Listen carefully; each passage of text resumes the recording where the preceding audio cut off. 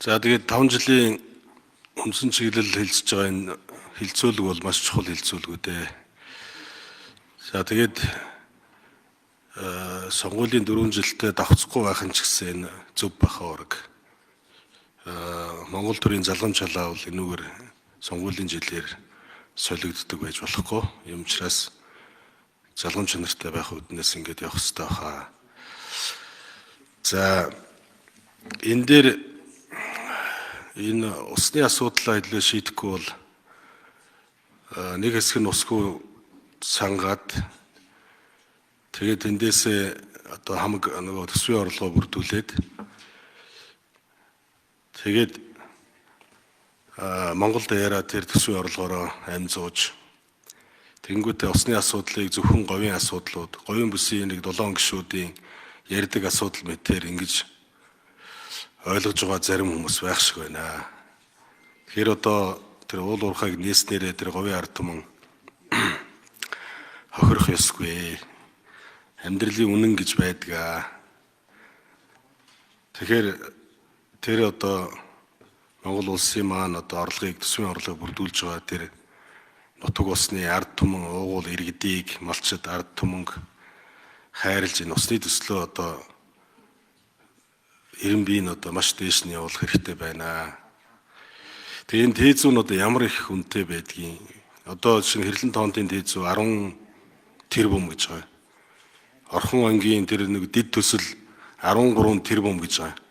Тэгээ энэ одоо эдийн засгийн хөгжлийн яам учрал сайд, жавхлан сайд нар энэ тээзүүдээр ер нь бодиттой юм уу? Энэ одоо усны хоёр төслийн тээзүү сая бол ерөөсө зөвхөн тээзүүний мөнгийг л суулгасан шүү дээ.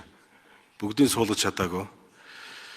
Тэгэхээр энэ дээр одоо та бүхэн маань ямар худалдаа байна вэ гэдгийг асууя. За өмч хөвчлөл дээр одоо Эрдэнэс тавталгай жишээ нь яагаад ингэж хардлын одоо гол бай болоод байна вэ?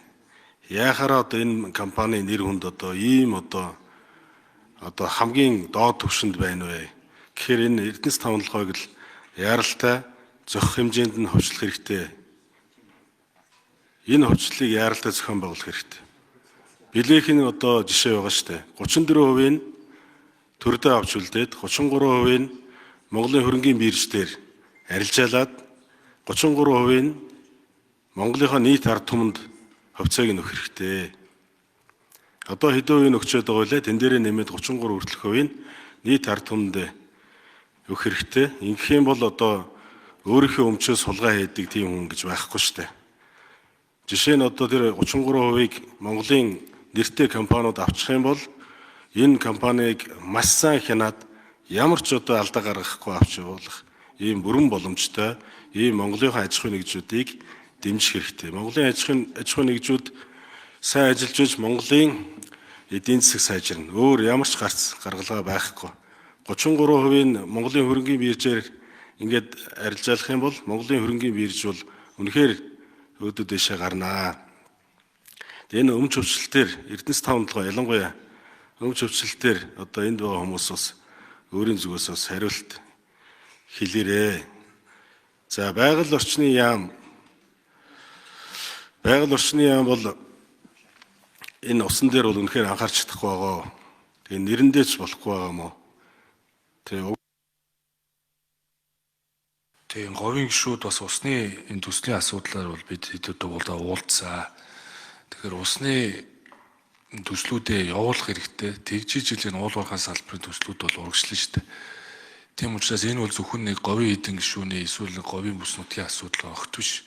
Тэгээ ер нь бол орон нутагт нь тэр нөлөөллийн бүсүүд дээр амнаатын орлого ч гэсэн илүү төвлөрдөг. За тэгээ энэ уус нөхөн сэргээх чиглэлийн одоо төслүүдийг бодлогоор дэмждэг болж иж тэр орон нутгийн иргэд бол өөрсдөө тэр үр шимийг нь хүртэж ижил энэ уул уурхайг дэмжин штт. Тэрнээс биш ингээд үр шимийг хүртэхгүй тохиолдолд дэмжихгүй. Энэ үндсэн чиглэл дээр бол бид нар энэ хөрөнгө оруулалтын хөтөлбөрийн хавсрал дотор орхон анги төслийг бол бас тусгасан байдаг. Хэрлэн тоонтыг ч гэсэн тусгасан. Хэрлэн тоонтын тэзүү бол нөгөө оюутлогын санхүүжилтээр $3 сая хийж байгаа. Сая бол би усны төсөл дээр төсөвдөр дэмжигдсэн гэж ойлгож байна шүү дээ. Тэзүүгийн санхүүжилтийн шийдвэрлэгдсэн. За тэзүү хийх бол нэг асуудал. Гол нь энийг зөв зохион байгуулахгүй бол дахиад үр ашиггүй зардал гарна. Одоо яам болгон дээр байгаа тэзүү зураг төсвүүдийг сая татаж авч ирэл л. Тэгээ уг нь бол ингээд зураг байна. Гэхдээ магадлалын шинээр хийлгэгддэг ч юм уу. Ингээд сэргийгээд аваад болно шүү дээ. Бид нар. Тэгээ яам болгон дээр үр ашиггүй зардал гаргаа өнгөрсөн хугацаанд хийгдсэн хэрэг тэрэггүй нэг тэзүү зураг төсвүүд үлдсэн. Түүн шиг зөвхөн тэзүү хийлгээд дуусах биш санхүүжилтийн их үүсвэрийг шийдвэрлэх механизмтайгаа одоо ингээд хамтд нь шийдвэрлээд явахгүй бол бас нэг юм зүгээр л нэг тэзүү боловсруулалт өнгөрч болохгүй. Мэдээж тэзүү боловсруулалт жийж бид нар нөгөө санхүүжилтийн механизм өөрөө тодорхой болно. Тийм ч учраас энэ тендерийн хууль ер нь бол нөгөө тэзүүтэй зураг төсөвтөө ингээ хамтд нь зарлж болдог нөхцөл рүү оруулах гад бид нар боловсруулсан шүү дээ. Тэгэхээр бид нар тэзүүгийнхаа хийлэх явцдаа санхүүжилтийн шийдвэрлэгт анхаарна. 5 жилийн чиглэлээр санхүүжилтийн шийдвэрлэгдээгүй бүртлөө нийгмийн хэрэгцээ шаардлага өндөртэй төслүүдийн жигсаалтанд энэ усны бүх төслүүд бичигцээ. Тэгэхээр санхүүжилтийг одоо олох эрэл хайгуул хийх одоо холбогдох одоо санаачлалуудыг гаргах ажлыг засгийн газрын зүгээс одоо эхнээс нь тэзүү боловсруулах гэж байгаа үе цаг мөчөөс ахуулаад хамтраад ажиллах хэрэгтэй. Тэгжиж хэзүүлээ үр дүн төрнэ. Эхнээс нь тэзүү зарлах, даалгавар боловсруулах энэ үеэс нь ахуулаад хамтдаа одоо санхүүжилтийн асуудлаа зэрэгцээд одоо ажил хэрэг болгоод явъя гэж хэлмээр байна. За цаашдаа бид төсөв өөрөө төлөвлөлтийн шатанд батлах шатандаач тэр зөв алдаагүй явъя гэвэл энэ зураг төсөв тэзүүдэрээ бид нар маш сайн анхаарах хэрэгтэй. За энэ жил уг нь 9 сарын 1-нд засгийн газраас өргөн барьсан төсөвдөр бид 40 тэрбум төгрөг энэ тэзүү зураг төсөвтөө зориулж төсвөлсөн. За харамсалтай нь одоо бараг хасгуулсан. 20 үлдсэн байна. За бид төсвийн хуулийн дээр сүүлийн 2 жилийн дотор хийсэн зураг төсөвтөө эмэл төслүүдийг батална гэдээ хуульчилсан. За гэтэл одоо сүүлийн 2 жилийн хийгдсэн зураг төсөв маань бүр улам л цөөрөд байгаа. 3 жилийн өмнө хийгдсэн зураг төсөвтөө одоо ямар ч төсөл хуульчлагдаж батлагдах ёсгүй. Одоо төсвийн хуулиар. Тийм учраас цаашдаа бид энэ зураг төсөв тэзүүдээр одоо маш сайн анхаарал тавьж ач холбогдол өгж сэдэв даргаыг тэр талаас нь би хэлж байгаа болов уу гэж бодож байна. Энэ зураг төсөвдөр илүү их анхаарыг энэ дээр одоо ач холбогдол өгье. Хэрвээ бид одоо хөрөнгө оруулалт хэрэгтэй л гэж байгаа бол зураг төсөв маань одоо яг норм журам стандартыгаа дагуу сүүлийн 2 жил хийгдсэн ийм л одоо төсөл цаашаага бод хөрөнгө оруулалт болж эдийн засгийн өсөлтийг авчрах хэрэгтэй юм байна. Тэгээ энэ дээр одоо эдийн засгийн байнгын орон даргын хувьд таны хэлж байгаатай санал нийлж байна. За өмч хөвчлөлтөөр хэн ярих вэ? Учрал сайд ярих вэ? Учрал сайдыг хариулахыг хүсэж байна. За тэгээ хэдийн санал хэлье. За сэргийгдэх эрчим хүчний төслөө эргэж харахгүй бол одоогийн энэ эрчим хүчний хуулиар одоогийн энэ эрчим хүчний яамд өгч байгаа юу ачааллаар бол энэ бол явахгүй. Энэ сэргийгдэх эрчим хүч гэдгийг одоо ер нь ярихаа болох хэрэгтэй. Одоо хийж чадахгүй юм чинь. Тэгэхээр говьд бол одоо өчтөчнөө нар сэлхний эрчим хүчний төслүүд хэрэгжүүлэх бүрэн боломж багт. Одоо олж чадахгүй байгаа учраас энийг ойлгох хэрэгтэй. Тэгээд энэ кокс химийн үйлдвэр одоо яаралтай ашиглалтанд оруулах хэрэгтэй байна. Өдийн цайгаа одоо 26 оноос өгөөд эхэлчих хэрэгтэй байна. За тэгээд энэ хууль зүйн дотоод хэргийн яамд энэ замын хөдөлгөөний дүрмд өөрчлөлт оруулах нэг өсөлт өгсөн байгаа. За тэгээд энэ дэд үтс хөгжиж байгаа аймагуудаас ийм өсөлт. Өмч хөвчлөлийг бид нэг хуучны 90-ад оны үеийн 2000-ад оны үеийн өмч хөвчлөл гэдэг тэр сэтгүүлсээ бид одоо аль хэдийн салсан байх ёстой. Одоо цүнх барьсан тийм хувьчил гэдэг зүйл өнгөрсөн зуундаа үлдсэн байхаа гэж ингэж бодож байна. Одоо бид нээлттэй хөрөнгөний бирж, хөрөнгөний зах зээл дээр олон нийтийн оролцоог, олон нийтийн хяналтыг хангасан ийм хэлбэр рүүгээ бид явж байгаа. Гэхдээ бид энэ төрийн өмчийн компаниудыг стратегийн хувьд одоо хувьцаа компани болгох татан буулгах, за эсвэл стратегийн төрд байх ёстой гэдэг энэ ангиллуудаа их зөв хийх ёстой. 2 жилийн өмнө энэ асуудал мөн одоо хөндөгдөд улсын хурал дээр орж ирээд энэ жагсаалт бол батлагдсан байгаа шүү дээ. За цахилгаан станцууд, за энэ бол стратегийн төрд байх ёстой, төр энийг эзэмших ёстой. За энэ одоо төрийн банк одоо хөрөнгийн бирж хувьцаат компани болох ёстой, олон нийтийн оролцоог хангаж хяналтанд байх ёстой гэдэг. За энэ чиглэл рүү явсан.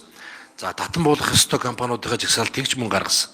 Ашиггүй байгаа зүгээр алдагдал авчирж байгаа ийм аж ахуйн нэгжүүдийг одоо төрийн мэдэлд байлгах шаардлагагүй гэдэг. Тэгэхээр тэр өмч хөвчл гэдэг асуудал бол одоо бас арай өөр хэлбэрээр яригдах ёстой ийм цаг хугацаанд ирсэн байгаа гэдгийг хэлье. Тэгээд яг хөвчл ярих гэж байгаа бол одоо байгаа компаниудыг би дахин хэлье. Яг саяны миний хэлснээр одоо ангиллуудыг нь маш зөв тогтоох ёстой. Стратегиуд төрдөө байлгая. За энийг нь татан буулгая. Энийг нь хувьцаат компани болгоё. За энийг нь бүр одоо хөдөлж борлуулъя ч гэдэм юм. Энэ зүйлүүдэд маш зөв тодорхойлох ёстой юм байгаа. За Тэгээ жавхлан сайд бас нэг асуулт жоохот яаж байгаа 34% нь бол төрдөө. Тэгээ 34 аль нэг 33% нь бол нийт ард түмэд. 33% нь бол Монголын хөрөнгийн биржээрээ харилцаалаад. Тэгээ 34 аль нэг 33-т нийлэхээр одоо дийлэх олох болохгүй тийм хуулийн заалт байгаа тийм. Тэгэхээр энэ дээр та ямар бодолтой байдаг юм бэ? Энэ дээр бас сангийн яам өөр эдийн засгийн хөгжлийн яам хариулах уу? За түрүүний нөгөө энэ төр хувийн түншлэлийн хуулиа хэдүүлээ хизээ оруулж ирэх вэ? Учрал сайд энэ дээр одоо нэлээд явсан. Энийг шийдэхгүйгээр одоо төсөвт дарамт үзүүлэхгүйгээр бүсгүүдээ хөгжүүлэх боломж хэцүү байгаа. Тэгээ энэ дээр нэг байр сууриа сайн хэлээч. тэр 33, 34 гэдэг бол компани тухай хууль дээр хяналтын багц 34 дор хаяж байх ёстой гэдэг эндээс гарч ирсэн юм тоо. Гэхдээ энэ яг аж ахуй нэгж болгон дээр бодлогууд нь бас өөр байх ёстой. Энэ тухайн аж ахуй нэгжийн одоо эдийн засгт өгөөжийг нь нэмэгдүүлэх зорилгоор л одоо энэ асуудал яригдахаас биш нэг удаа хувьчлаад орлого олж ирээд төсвийн орлогыг нэмэгдүүлнэ гэдэг тийм зорилгоор бол байж болохгүй. Тэр бол нэгдүгээр зорилго биш. За тийм учраас яг тухайн аж ахуй нэгж бүр дээрээ энэ бодлогууд нь одоо ялгаатай ингэж гарч ирж явах ёстой. Тийм тэгэхээр яг тухайлан яг аж ахуй нэгж компани яриулыг тэр бүр дээр нь ялгаатайгаар л ярих хэрэгтэй.